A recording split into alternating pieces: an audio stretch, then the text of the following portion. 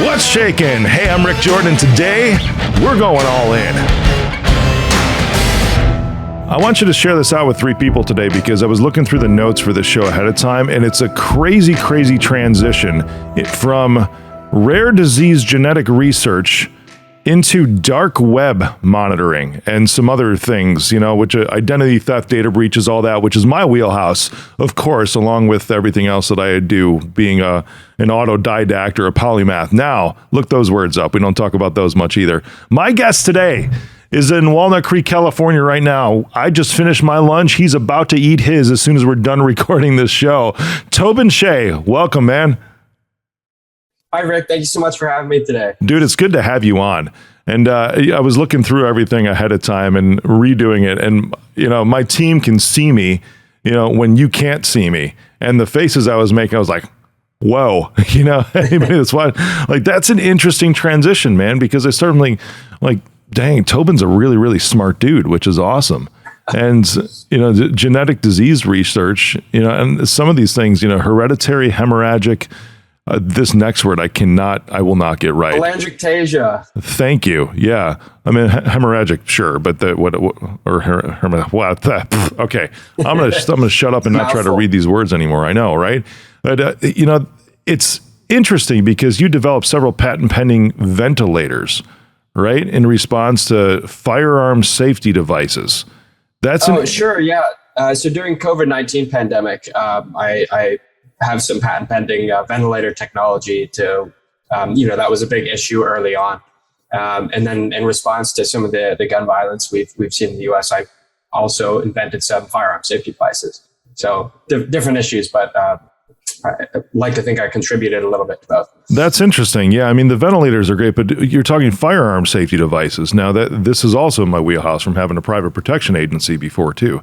Yeah. So what specific type of safety devices are you looking at? Sure. So I took a pretty unique approach. I think we get into this dichotomy, especially mainstream media, politics. We either categorize people as We either categorize people as 100% unlimited guns for everyone, or 0 guns, never for anyone, no matter what. That seems to be the way it's presented, isn't it? Exactly. And I don't think it has to be that way. I mean, statistically, it's just impossible to ignore the fact that there are every year hundreds of thousands of violent crimes, assaults, robberies that are actually stopped by firearms. So I think to paint it so black and white as, firearm bad is not quite accurate. However, I do also understand that, the need and desire to have some levels of safety and protection integrated. So the device I came up with was a device that was made for the AR-15 type rifle, and it essentially kind of bear hugs the magazine area and prevents the changing of the magazine unless you can biometrically verify that you are the legal owner of the firearm.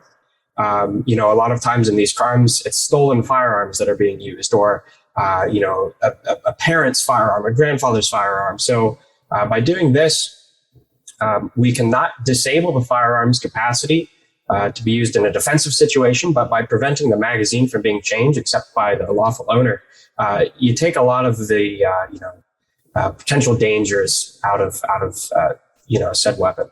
That's interesting, man. Now, you're talking biometrics, right? Now, I'm going to give you real world scenarios here, because I have a biometric gun safe right next to it's a small safe right next to my bed, right? Sure. And within it is a Glock 19 ready to go, already chambered. It's for defense, just in case something happens, right? Of course. The only thing I don't like about it, maybe it's just because of the type that I have, but it takes a little bit. So I'm comparing this to what you're talking about, like to actually read my fingerprint, and when it comes to that, I mean, I've been trained, of course, I've been licensed to carry in 37 different states. That's great. I've had a private protection agency where I could carry full time, even open carry if I wanted to, because of the legality of the business and the protection nature of that security role, and 2 to 3 seconds is like life changing. And this is something that I was taught, and data shows that somebody can run 21 feet in just a matter of 2 to 3 seconds. That's all it is. So that's when I look, I was like, can't this thing move any quicker?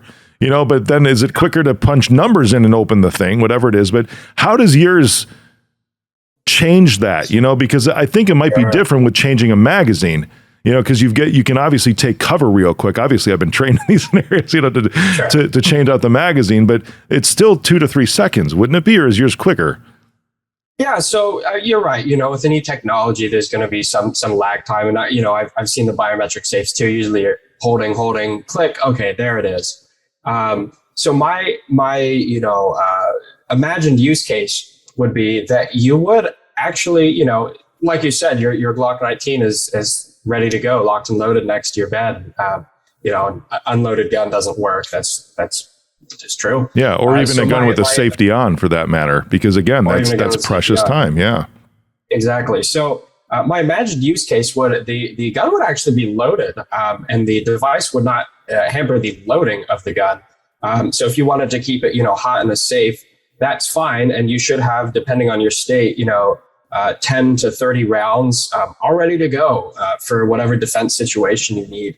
That being said, if someone does steal it, they will have a maximum of 10 rounds of potential damage to inflict before that gun is locked out and now useless to them. So it's not a perfect system. If someone steals it, they would have 10 rounds to inflict some damage. But you look at every live shooting scenario, there's mag change after mag change after mag change. Yeah. Both police are getting it under control. Yeah. So this, again, it's a little bit of a compromise, but the compromise will allow for a lawful gun owner to still be safe and defend himself. And it puts a big wrench in the works of, someone trying to use this for, immoral purposes. No doubt. And I know we talked about before the show having the real talk, right? There's not much editing that happens on the show. And it's because I love the non-political conversations about topics that are heavily made political. Yeah. So when you mention data, I love looking at the data of these things because I'm always just in search for what the actual truth is.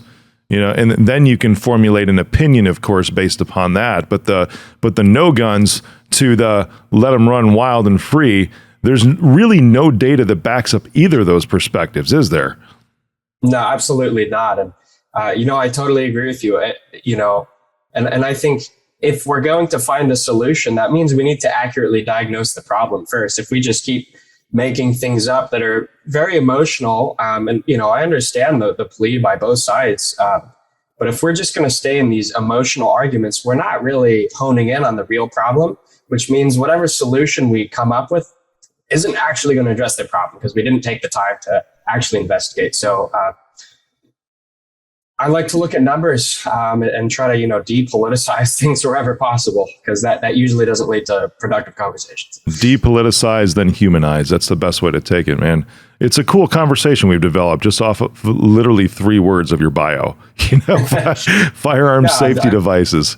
It's awesome, man. I take a look back because Illinois was talking about data, right? I love data. Illinois was the very last state to hold out on a concealed carry license. Yeah, and it even had to be overturned by the Supreme Court in 2013. It went all the way to the United States Supreme Court because the state of Illinois, very similar politics to California, of course, in New York, which happens to be the state that I'm in here is Illinois. It's interesting because as soon as that was done, you saw a sharp drop in the amount of home invasions. In the data of home invasions, because these were, of course, firearms that the offenders acquired illegally, whether it was a stolen weapon or something from a family member to perpetuate the crimes. But all of a sudden, it was like a playing field leveler, and they started, at least this is perception and opinion now. The data was that home invasions dropped substantially. Then perception of opinions from my side, it's like, well, they can get shot back at now. They're more concerned. You get into the conversation like, do nuclear deterrents really work? In those scenarios, and it's like, well, it's held things at bay for about 80 years so far. The nuclear deterrents, But where's the middle ground on these things? And I love finding that. And I think even in something like what you're in with rare genetic disease research, there's probably data that scatters the whole realm of theories and hypotheses, isn't there? And then how do you settle on something in any sort of data research project to get to where it's like, hey, this is it? Absolutely. Yeah. So in science too, it's funny, during the COVID-19 pandemic, science as a weird abstract thing, kind of trust the science. That was such a funny phrase to me. I just knew where it was going. Tobin, I like you. Thank you, Rick. It was just a funny phrase to me. Like, where is the science? Can I look at the, it was weird. But in the science, if you're not watching this on YouTube, please go at least check out Tobin's facial expressions. It's awesome. Anyways, continue. It's just so interesting because, being, and I'm hardly going to call myself, in academics, but as someone who's done research and spent a lot of time, learning about science, nothing is absolute, everything is the best leading theory. Data supports the idea that, nothing is so absolute. And it was weird to see it presented that way in the media. But you're right. Everything comes down to the data and the best possible idea we have for now. And then usually in a few years, another study comes up and says, okay, wait, maybe that was all wrong because new evidence. So it's this ongoing conversation, and it's really not as concrete as it's been presented. So I think that's important for people to understand that most of science is just based on the data. What seems most likely is that, insert hypothesis here or insert theory here. For sure. And sometimes you take your best guess and then you can get lucky when it comes to data too. No joke. I was just a lot of times.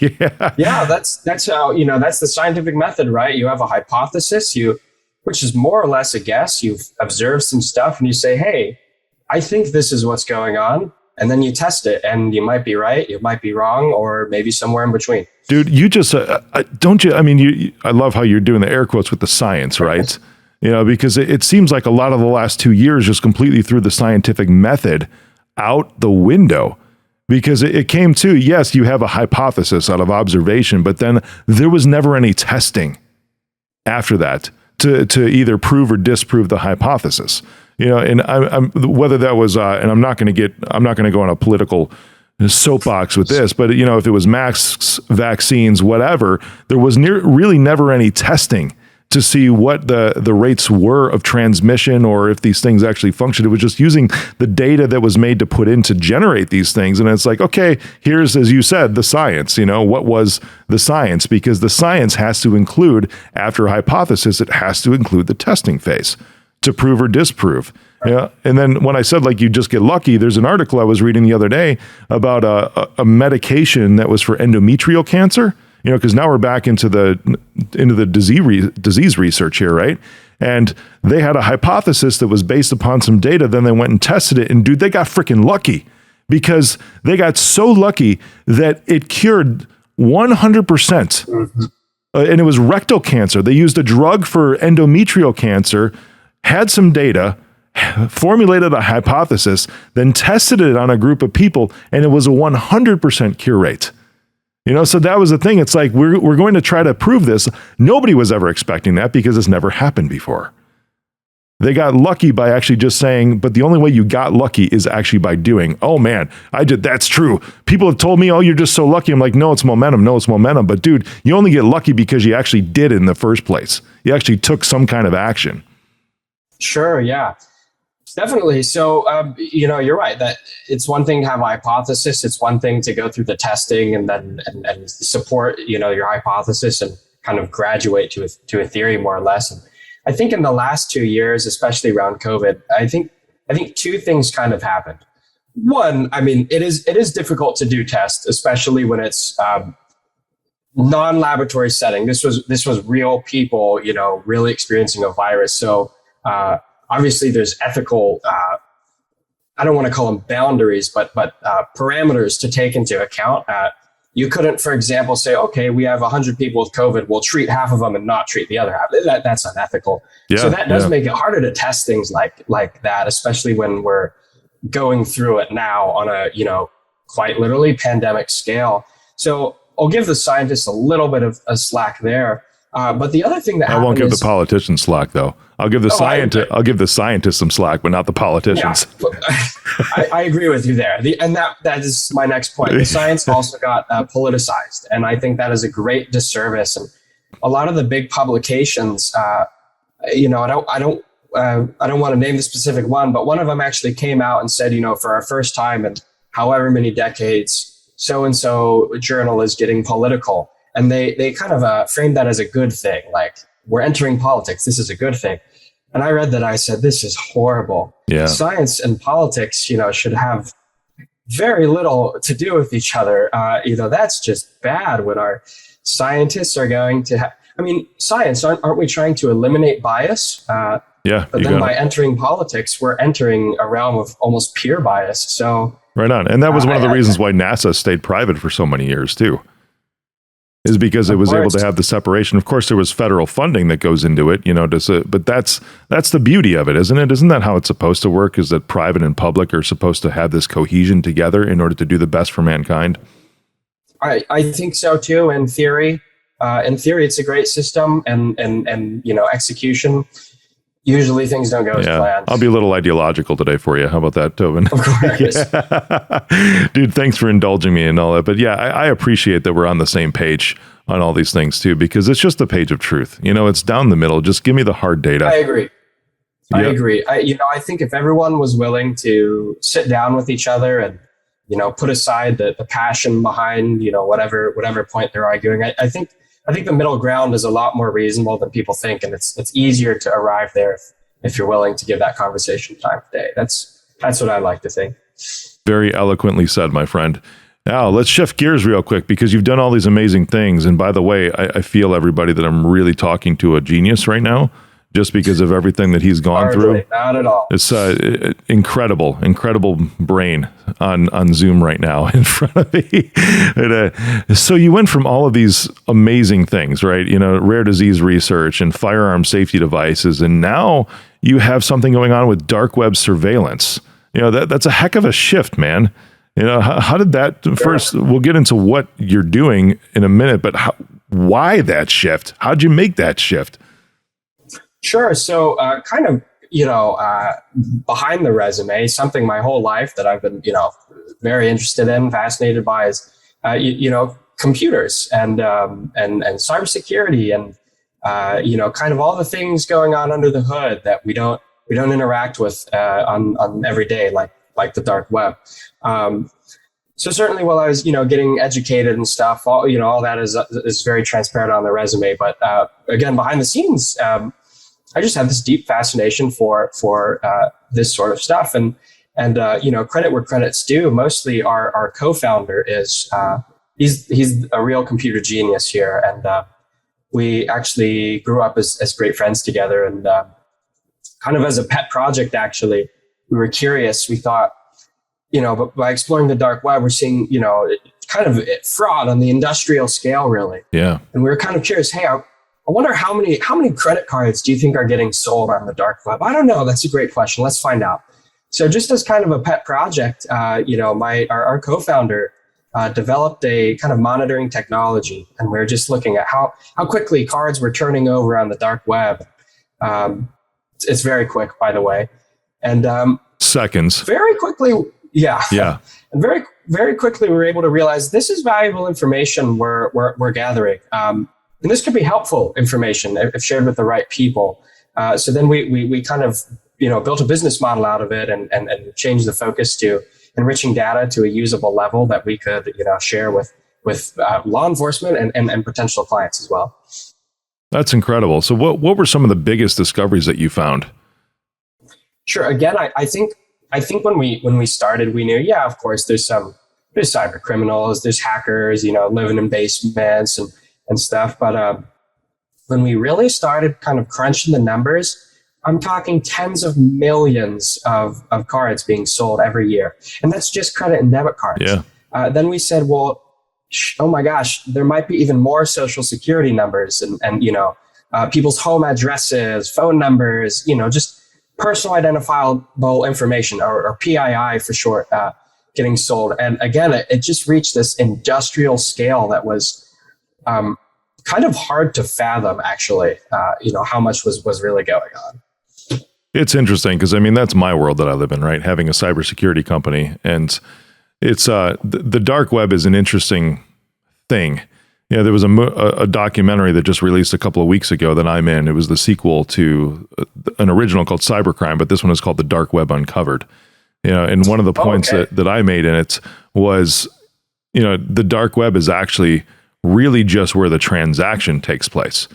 And that's where you are having all of your data and research involved with, but then there's also delivery of the goods. I'd be interested even beyond that. I don't know how you would capture this data. You see the credit cards turn over so much on the dark web, but then how long does it take from that to get to the actual fulfillment of the product? And the product can be, if we're talking real, anything from drugs all the way down to human beings in trafficking.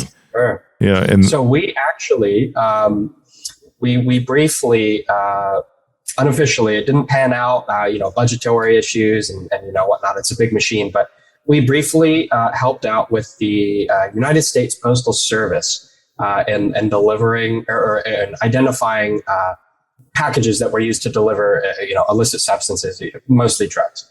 Kind of funny little unknown fact. It's theorized that the U.S. Postal Service is the largest drug distributor in the world. That wouldn't surprise me. Yeah, and pros and cons of the Fourth Amendment are, of course, our individual privacy, but it also makes it hard for the government to, do mass, like package scanning and stuff like that. Especially when it's domestic.